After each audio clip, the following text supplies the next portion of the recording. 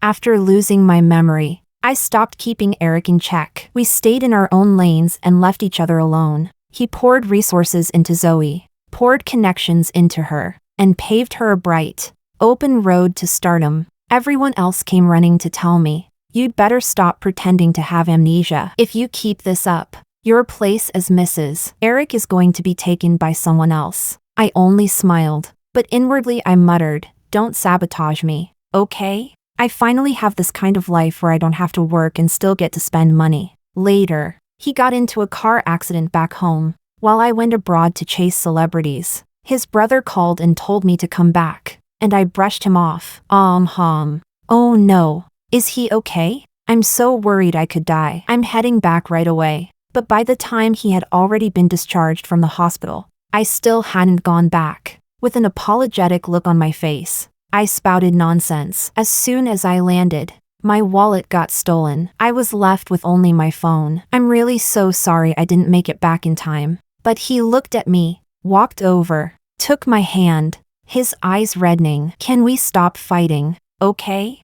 Chapter 01. Zoe starred in an S+ costume drama and shot straight to the top of the trending charts. Underneath, it was full of her fans and paid posters listing all the hardships she had endured over the years. They said she had finally made it. At that moment, I was sitting in a VIP hospital room, reaching up to touch my head. Oh my God, dear heavens. Looking at the room around me, I couldn't stop the corners of my mouth from lifting. My eyes practically gleamed. I just took a nap. So how the hell did I wake up as a rich lady?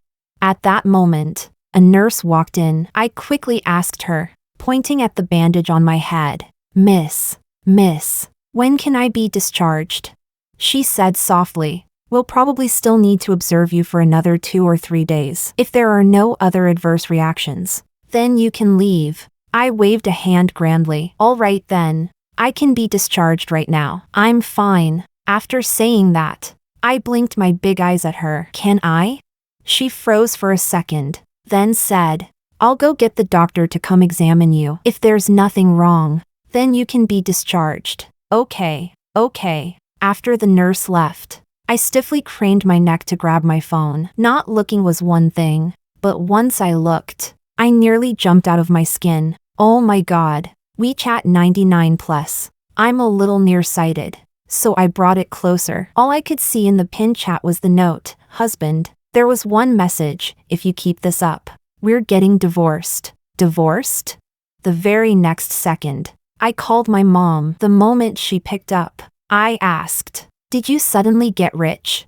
"You dead girl. Hurry up and tell Erick to help your brother." Before she could finish, I hung up immediately. Then I called my dad. Same question, same answer. At 3:33 p.m. I confirmed that I had not suddenly become rich. The one with money was this husband who said he wanted to divorce me. I immediately opened my bank account, and after seeing all those zeros at the end, I went back to the chat history with husband. I almost rolled my eyes back and passed out. Seriously, had my brain gotten slammed in a door before I woke up? I had actually been crying and making a scene, trying to get this cheating husband to come back to the family. Oh my God. I pressed my orchid fingers to my temples. Unbelievable. Since when did I become this ridiculous? I walked into the bathroom, looked at my haggard face, pointed at the mirror, and said, "Selena, since when did you become this ridiculous? You actually wanted love? Did your brain get slammed in a door?" After the doctor approved my discharge, I rushed straight to the mall to completely reinvent myself. In one go, I bought 10 big gold bangles, 5 on each arm. When the salesgirl saw how extravagant I was, she smiled so hard her eyes disappeared, pouring every sweet word she had at me. After leaving the mall, my whole body radiated the scent of money and luxury. Wonderful, wonderful. Next stop, a high-end club. Carrying a huge box of cash, I lifted one of the male model's chins with money and asked, "Do you like me?" His eyes lit up like laser beams, and he immediately said in a gentle voice, "The person I like most is you. Big sis, you're beautiful, and your figure is amazing. Who wouldn't like you? If someone doesn't like you, then they must be blind." I asked another one, "Do you love me?" He immediately dropped at my feet. Big sis is the person I love and care about the most. Second only to my mom. Holding a huge wad of cash, I smiled and told them to fan me. Didn't love come just like that? When you've got money, what kind of love can't you buy? These male models had mouths sweet enough to say any kind of nonsense. I was so happy I couldn't tell east from west. Chapter 02. Relying on my blurry memories. When I returned to the magnificent villa in front of me, I could feel my legs going weak and my heart trembling. What a huge fountain. Wow. There's even a corridor. Wow. And a garden. Woohoo. And there's even a swimming pool. The smile on my lips kept widening. This is my house. When I opened the villa's front doors, the living room was a little dark. I turned on my flashlight and fumbled around to switch on the lights. But before I could turn them on, I heard a scream. Ah! Mother of God. My poor little heart. Clutching my chest, so startled my legs nearly gave out. I leaned against the wall and looked toward the source of the sound. The next second, the lights came on. I instinctively narrowed my eyes. When I opened them, all I saw was a man with a woman hiding in his arms. They were a little far away, so I couldn't see clearly and could only squint at them. The man's cold, hard voice carried a trace of impatience. So, what are you trying to pull this time? Jump off a building? Slit your wrists? My brain hadn't even caught up yet when the woman beside him looked like she was afraid of me. Her big watery eyes were slightly moist. I raised a hand. Sorry for ruining your good time. It's dark as hell in here. I didn't see a thing. I'll head upstairs first. Please. Carry on. Carry on. After saying that, I ran upstairs as fast as if my feet had been greased. Following my vague memory, I opened one of the rooms and went in. Once again, I sighed in admiration. What a huge room. After I finished showering and came out, there was one more person in the room. It was the man from downstairs. I could guess he was probably the husband from my contacts, Erick. His shirt sleeves were rolled up, and he leaned against the wall, staring at me coldly. What are you trying to pull this time? Before I could speak, I heard him curl his lips into a sneer. Amnesia? I knew that even if I handed him the doctor's diagnosis report, he still wouldn't believe me, so I quickly waved my hands. No, I'm fine. Really, totally fine. As soon as the words fell, the room sank into silence. I had no feelings for him, and no memories of him either. To me right now, he was just a man standing in front of me, hesitating. I asked, was there something else? If not, then please leave. I didn't believe for a second that a cheating man would stay here. He lazily lifted his eyelids to look at me. Weren't you the one who kept making a scene to get me to come back? Heh. Well, if you've got things to do, you can leave. I gave a dry laugh or two. He shot me a cold glance, then went into the bathroom. I sat on the bed and scrolled through my phone for a while, getting halfway through the WeChat messages. So Zoe was Erick's childhood sweetheart. But when they were in college, Zoe's family went bankrupt. She also didn't get into Erick's university, and the feelings they had in their youth were locked away in their hearts. When they met again, Zoe was just a nameless extra in the entertainment industry, while Erick had already become the president of a conglomerate. The direction of the story was practically like a novel. He felt sorry for her past and wanted to pave a smooth, shining path to stardom for her. The only problem was that I barged in like an unwanted spoiler. Back then, I had stepped forward and accused Zoe of being the other woman. Zoe's rivals seized the chance to pour oil on the fire, and she was cursed so viciously she nearly quit the industry. I searched it up, and in the end, it all concluded with me posting a public apology. The general meaning was that I had misunderstood them, and Zoe had not destroyed our relationship. What a load of crap. How touching. What a loyal defense. I yawned and decided to sleep before he came out. If I was asleep, then it wouldn't be awkward. Chapter 03. When I woke up in the morning, I was the only one left in the room. After breakfast, I casually asked one of the house staff, Monica, Auntie, what do I usually do around this time of day? Huh? Monica paused what she was doing. After thinking for a long while, she carefully said, Ma'am, at this time you usually go to the company to see sir. To work?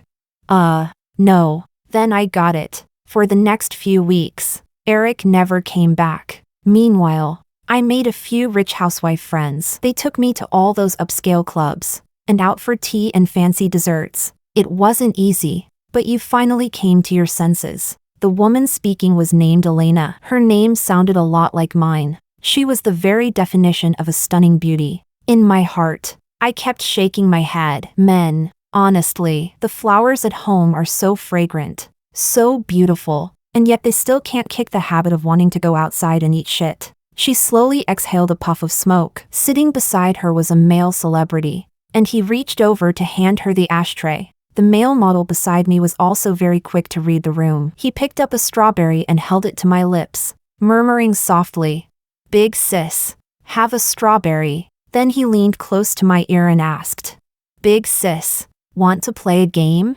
That got my attention, so I asked him, "What game?" The male model had a soft, almost androgynous face, and when he smiled, it was incredibly seductive. I stared at him for a moment, a little dazed. He leaned in close to whisper in my ear, but before he could say more than a few words, the door outside was kicked open with a violent bang. A man in a black suit stormed in, burning with rage, and punched the male celebrity in the face. I gasped and covered my mouth in shock, while the other rich wives beside me, along with Elena, looked far calmer. The male celebrity didn't dare hit back. In the end, Elena looked at her nails and spoke in a casual tone. "Had enough? If you're done, then get out. Don't scare my girls." Inside the dim private room, the yellowish light from outside fell across the man's face, and you could still see that he looked rather pale. He took off his suit jacket and draped it over Elena's shoulders, then grabbed her hand. "Come home with me." After Elena left, I asked the remaining rich wives, "What was that about?" The rich wives laughed and said just one sentence: "The magistrate is allowed to set fires, but the common people aren't allowed to light lamps." Coming out of the private room, I tilted my head and looked at the male model as I asked, "Why did you come here?" He smiled, and his answer was brief. "I need money." I asked, "Are you clean?" He froze for a moment, as if he had only just realized what I meant, then nodded. "Yeah." I smiled. "All right, I'll give you 100,000 a month. Keep me company." At that, his lips moved slightly before he said, "Thank you. What's your name?" "Your real name." "Jonathan." Chapter 04. When Erick and Zoe's names shot onto the trending charts, Jonathan and I were already up at 4 in the morning, all just to go chase a sunrise. There's a road in North City with the sea on 3 sides. He rode an electric scooter, and I sat beside him. There were quite a few other people around us doing the same thing, heading out to catch the sunrise. The horizon was already covered in magnificent rosy clouds, and coconut trees lined both sides of East Ring Road while the breeze blew gently. At 5 o'clock, a whole crowd stood on the beach for nearly 20 minutes. The salted egg yolk sun slowly rose above the horizon, that stretch of light dazzling but not harsh. After returning to the villa, I fell asleep the moment I touched the bed. The next time I opened my eyes, I was woken by my phone going crazy with non-stop messages and calls. Irritated, I grabbed at my hair on the bed and cursed. "Damn it. Aw, so annoying. So annoying. Aw." I clutched the pillow and lost my mind in frustration. When I opened my phone, both familiar and unfamiliar people were messaging me to ask whether Erick and I had gotten divorced. Most of them were saying the same thing to me: "You'd better stop pretending to have amnesia. If you keep this up, your place as Mrs. Erick is going to be taken by someone else." But in my heart I was muttering, "Don't sabotage me, okay? It's not easy to have this kind of life where I don't have to work and still get to spend money." I scratched my head, took a deep breath, and opened Weibo. Well, the #1 trending topic was #ErickZoe hashtag. Turns out that one of their high school classmates had posted a video on short-form media. Recently, a whole series had gone viral called A 17-Year-Old Girl's Secret Crush. After the transition, there was a photo of that person in a classroom. In the background of the photo, a few students in school uniforms had accidentally been caught in the frame. I lowered my eyes and looked at the image, which had been enlarged by netizens and cleaned up until it was much clearer. You could now see Zoe's face much more clearly. The girl was looking up at the boy standing in front of her, smiling with bright, sparkling eyes. The boy leaned casually against the blackboard at the back of the classroom. his posture lazy, his head slightly lowered. The corners of his mouth curved into a smile. The comments below were climbing higher and higher. Floor after floor. Is this high school romance mode? Kind of interesting. So all those coincidences weren't coincidences after all. Wan really did have Erick escorting her all the way through the entertainment industry. The person above. Say more. This is so sweet. But isn't Erick married? Then what does this make them? Zoe isn't the other woman? Among the endless crowd shipping this reunited couple fantasy, there was, at least, one rare discordant voice. But people only want to hear what they want to hear, and see what they want to see. The moment a voice appears that doesn't fit their fairy tale expectations, they rebuild their whole ship narrative with all kinds of "I heard and from what I know, that woman isn't even as pretty as Zoe, and I heard she only managed to marry Erick because she played some tricks. Otherwise, how could someone like her ever marry into a family as rich as Erick's?" I agree with the person above. The fact that Wan and Erick met again just proves that even fate couldn't stand to see them miss each other. The comments flew back and forth, but my mind was completely blank. I couldn't even remember how Erick and I met, let alone how I ended up marrying him. I scratched my head. Why would a rich heir from a wealthy family marry me? Didn't his parents object? I couldn't come up with the answer, so I simply stopped thinking about it. Chapter 05. That evening, I was outside the University of Science and Technology, waiting for Jonathan so we could go get dinner. He had taken a year off because of family issues, and only a few days ago had returned to school. He was wearing a blue short-sleeved shirt with a white t-shirt underneath. A sharp pain stabbed through my head, and a scene flickered vaguely before my eyes. "Big sis, have you been waiting long?" I shook my head gently. "Not really. Is there anything good to eat around your campus? Do you want barbecue, big sis? A new barbecue place just opened. I heard it's pretty good." Sure. The University of Science and Technology was close to North City University, and when we passed North City University, I slowly stopped walking and stared at the familiar gates. Jonathan asked softly, "What's wrong, big sis?" I used to study here." We were just about to leave when an elderly voice called out from behind us. "Selena?" I turned at the sound. A little old man pushing a bicycle came over with a cheerful grin. "The last time you two came back to campus for an event was already years ago." "So what? Did you come specially to visit this old man today?" I pressed my lips together. Most people thought the whole amnesia thing sounded ridiculous if I said it out loud. So I smiled and answered, "Yes, Professor. I came to see you today. Have you been well lately?" The professor smiled and waved his hand. Good. I know Erick is busy with work." And this is?" He pointed at Jonathan. I said, "A friend of mine. He studies over at the University of Science and Technology next door." "Hello, Professor." Jonathan lowered his head slightly. "Professor. Hello."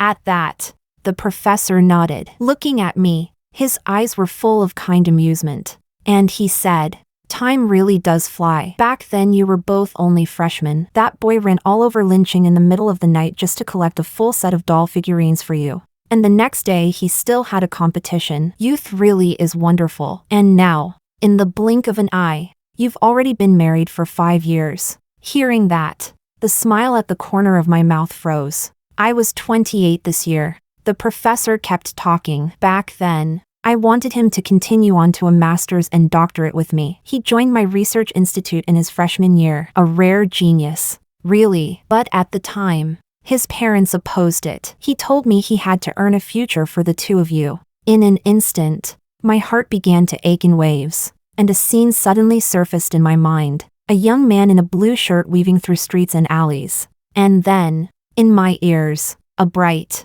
clear male voice rang out again. "Well now, classmate. That's pretty stylish. Tanning. Huh? I think I'm too pale too. So I came out to get some sun as well. Oh, look at me, talking so much I lost track of time. I have to rush to class. Come visit this old man sometime when you're free." I smiled. "We definitely will. Please take care of your health." After the professor left, Jonathan noticed that I looked off and asked carefully, "Big sis, what's wrong? You don't look too well." "It's nothing. I just remembered some things." Chapter 06. The nights in North City were dazzling, golden light casting a glow over the high-rises with their Western-style architecture. Elena had drunk too much, so I came to pick her up. A waiter led me to a private room. She was sitting on the floor, her head resting on the table, her slightly curled hair spilling loose.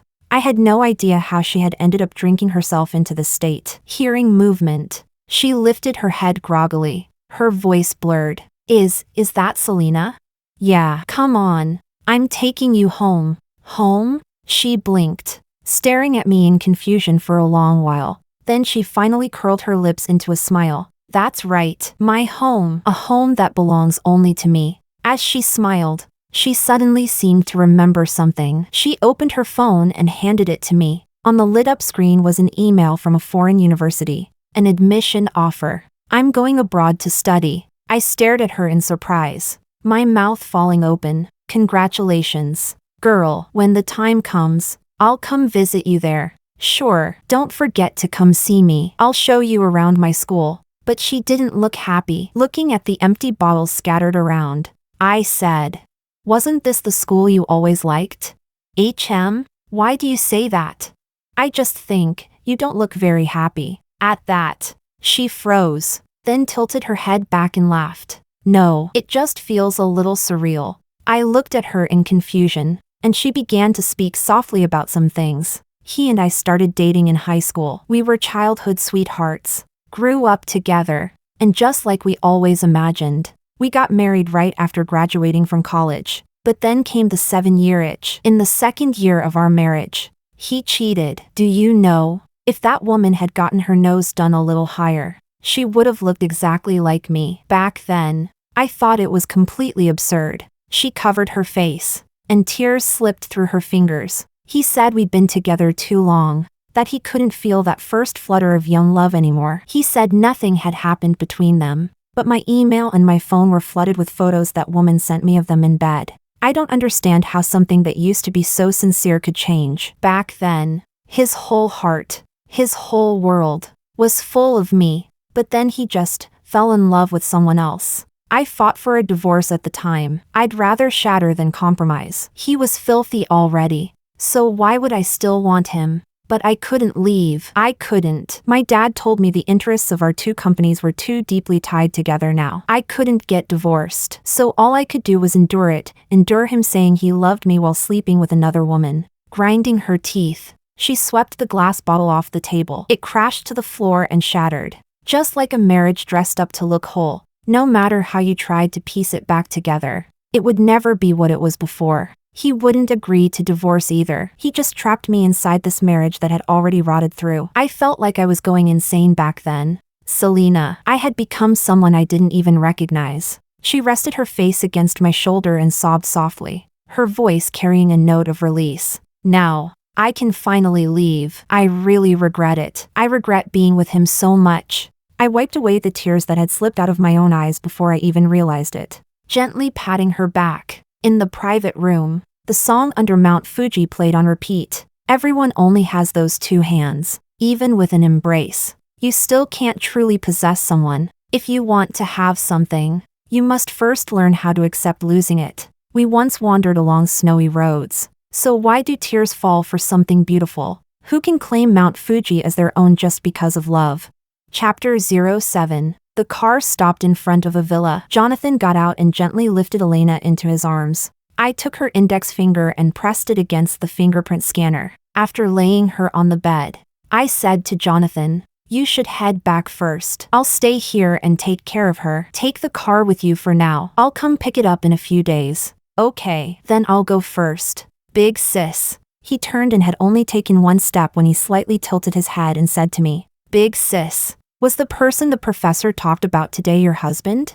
My eyelashes lowered. "I guess so." He nodded lightly and walked out. In the middle of the night, I sat on the balcony, letting the wind blow over me, rubbing my temples. I didn't retain many memories. Back then, I moved back and forth between two families. One was my mother's remarried family, and the other was my father's remarried family. Originally there had still been a house, but neither of them wanted the other to get the better end of the deal, so they sold it and split the money. Neither household had a room for me, so I could only sleep in the living room. Back then, I often fantasized that I had been adopted, and that one day my biological parents would find me and take me away, and then I would have a room of my own. I also fantasized about being a rich woman with a huge villa, with a room that was big, and a bed that was big and soft. Just as I was sinking into my thoughts, my phone rang. It was Erick. I wrapped the blanket tighter around myself and thought of Elena's heartbroken sobbing in the private room earlier.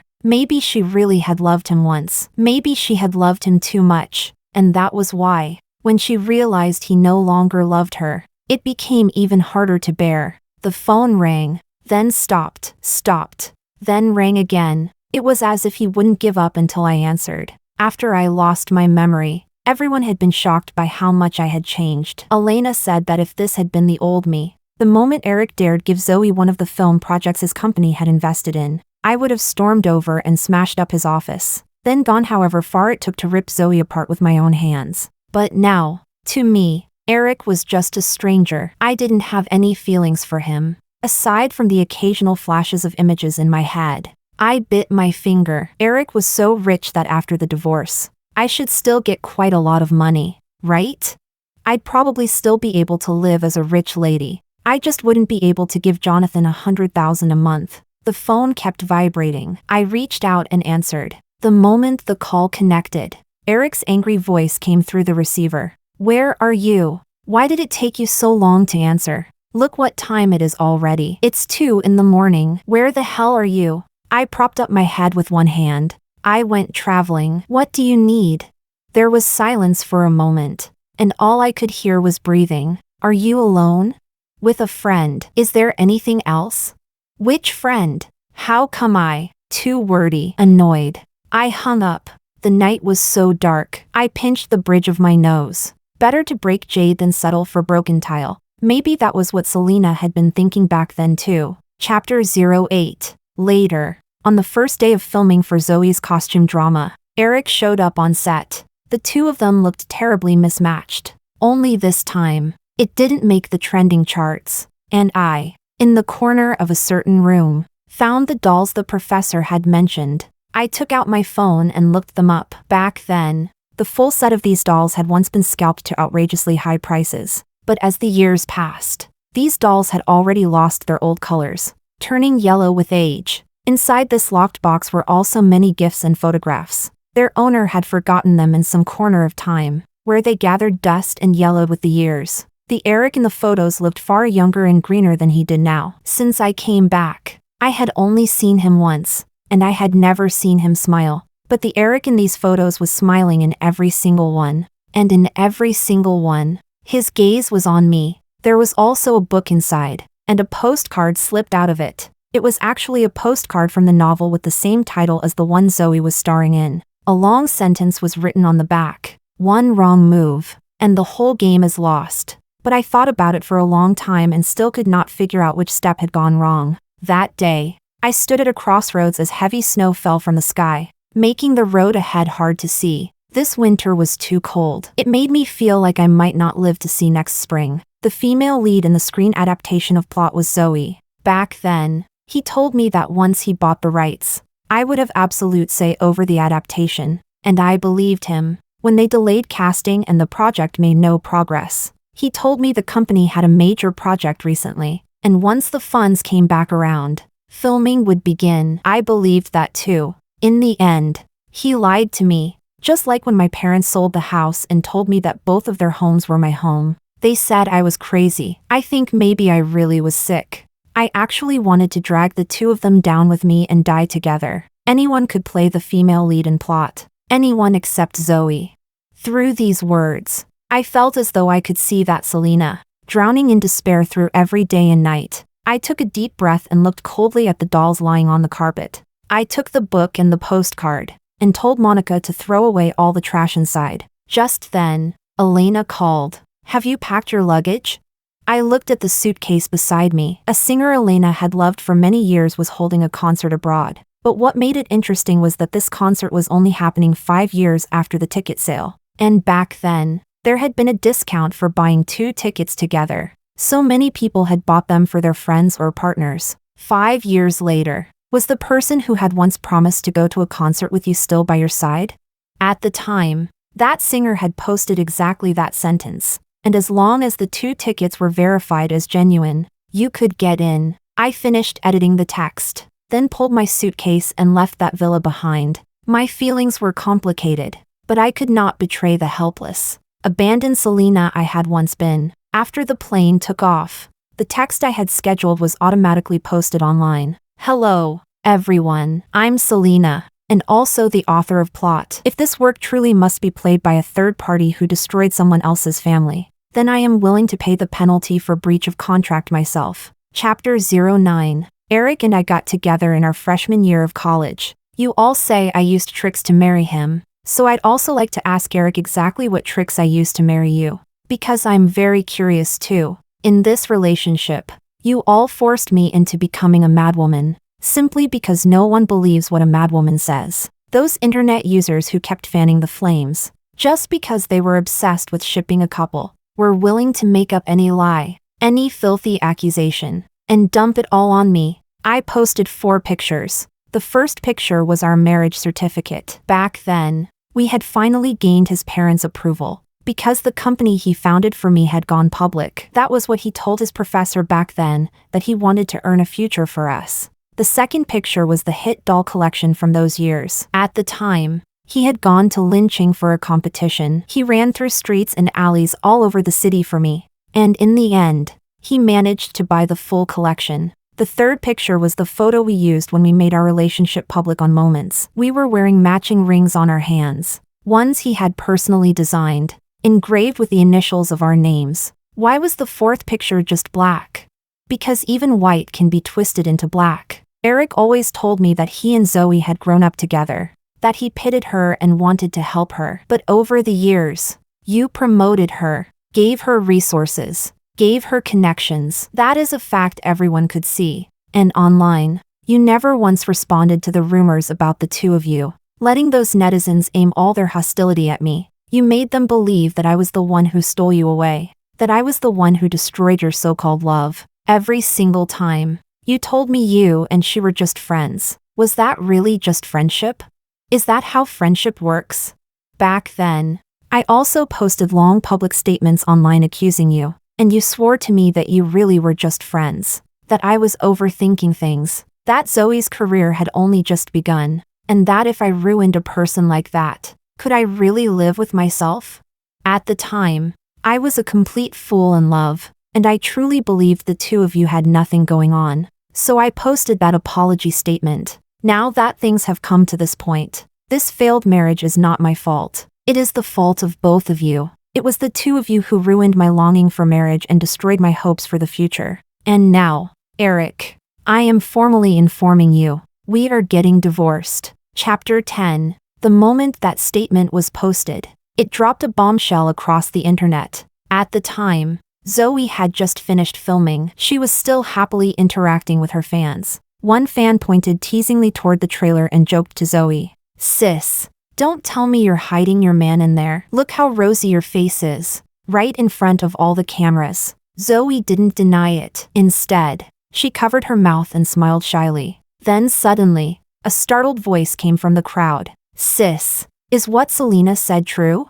The moment those words fell, the previously harmonious scene went dead quiet, and everyone immediately pulled out their phones. Zoe's face instantly turned ugly, forgetting all about her image. She snatched up a phone to look. A moment later, the scene erupted into chaos. Everyone was asking Zoe what exactly her relationship with Erick was, whether she had destroyed someone else's marriage. No one could accept that their idol might be a homewrecker, a morally rotten third party. Zoe's face turned deathly pale, and she didn't dare say a single word. Earlier, to make herself look close to her fans, she had removed the guardrails. Now the fans surrounded her, insisting that she give them an explanation. Zoe panicked so badly she couldn't say a word, and didn't dare to, because if she said the wrong thing now, then later, when her PR team tried to clean things up, her own words could box them into a corner and limit what kind of strategy they could use. So she could only grit her teeth and say absolutely nothing. Erick only found out about all of this because his parents and the shareholders called him. At that moment, He had just arrived outside the villa. After seeing the long post, he ran upstairs in a panic, but Selena was nowhere to be seen. He hurriedly took out his phone and called Selena, but the call didn't go through. The villa was terrifyingly quiet. The ringtone from his phone never stopped from beginning to end. He sat on the bed and lifted his head, wanting to look at their wedding photo, only to find that there was nothing there anymore. Selena wanted to divorce him. Erick lowered his head and looked at the long statement she had posted, then slumped forward in defeat. It wasn't that he didn't love Selena. How could he possibly not love Selena?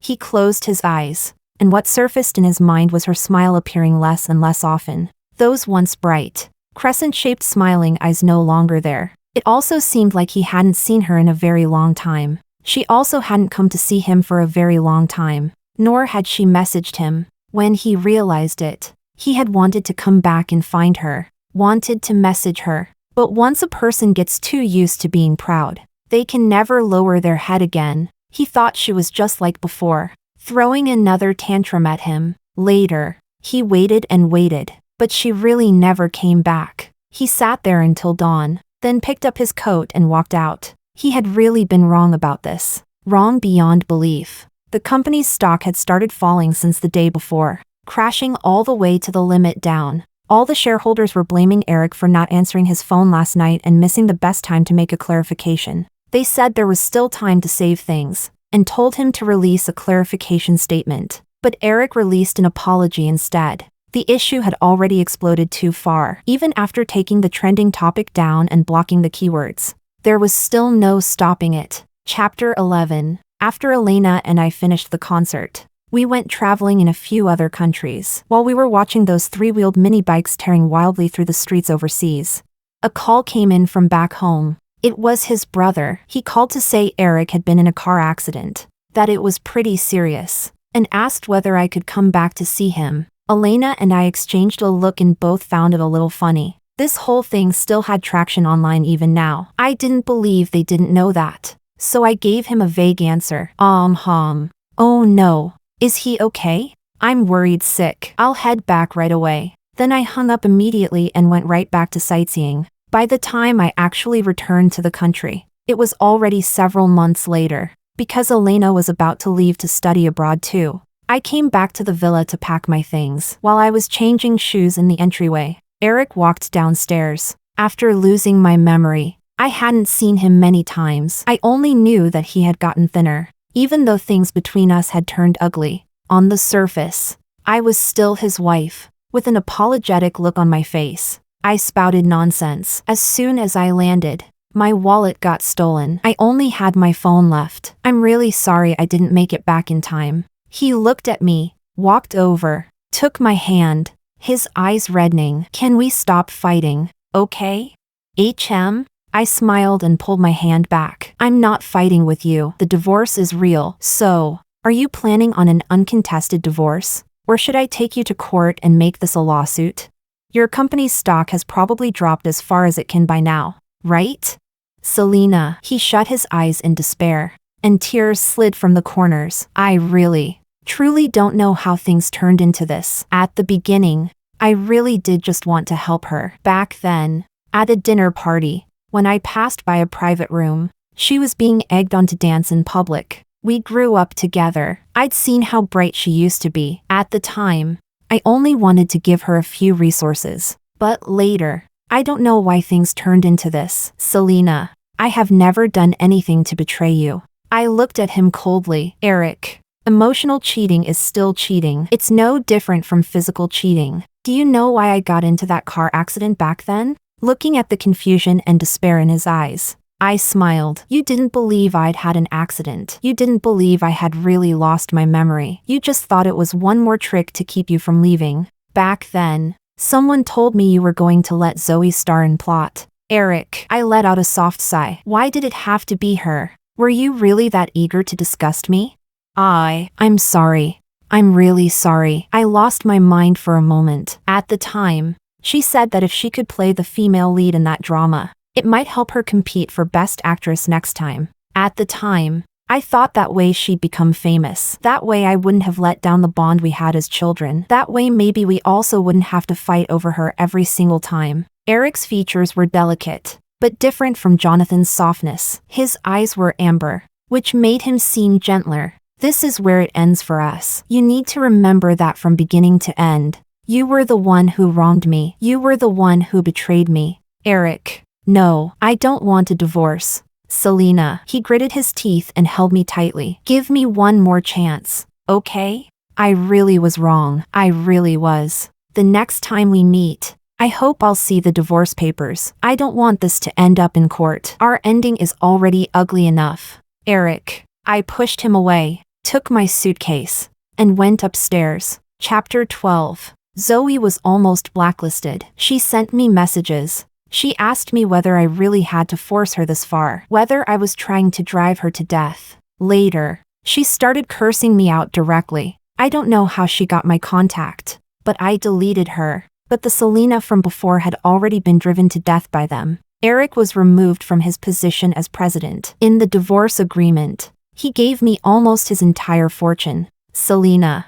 I'm really sorry. He sat there, pale-faced. And in that instant he seemed to have aged many years. At last, I had achieved my dream of becoming an ultra-rich woman. I sold the villa he gave me. Winters in North City were too cold. I wanted to return to my hometown in the South. Before leaving, I went to North City University and walked onto the campus. While I was abroad, I had already remembered everything. I walked across the enormous sports field. Back then, neither of my parents had been willing to give me living expenses. My course load was packed, and I barely had any time to take part-time jobs. That day, after PE class ended, everyone had already left. I stood under the blazing sun, thinking that maybe I should just die right there. After all, my life didn't seem to hold any hope at all. Then suddenly, an umbrella appeared over my head, and at the same time I heard a bright male voice. Well now, classmate. That's pretty stylish. Tanning. Huh? I think I'm too pale too. So I came out to get some sun as well. While I still had consciousness, I squinted my eyes and struggled to see the person who could say something like that. The boy had dyed blonde hair, and his features were so delicate he almost looked like a girl. He wasn't holding an umbrella for himself. I don't know whether I was so hungry that my eyes were sparkling, or whether the sunlight that day had simply been too bright. But somehow, it made me later want to grow old with him for real. The day I left North City, the first snow of the year fell. As I went through security, the corner of my eye caught a flash of gold, and then it disappeared again. When he confessed to me, it had been spectacular and unforgettable. Countless drones above the eastern suburbs formed my name in the sky. Fireworks lit up the entire night, dazzling and magnificent. A carpet of red rose petals stretched ahead, leading all the way into a sea of flowers. He said that liking someone meant there had to be a sense of ceremony. Only with ceremony could it feel cherished. Only then could it last to the very end. The beginning of a story is always beautiful, but the ending of this story had rotted away. 19-year-old Erick. We didn't make it to the end. You betrayed me.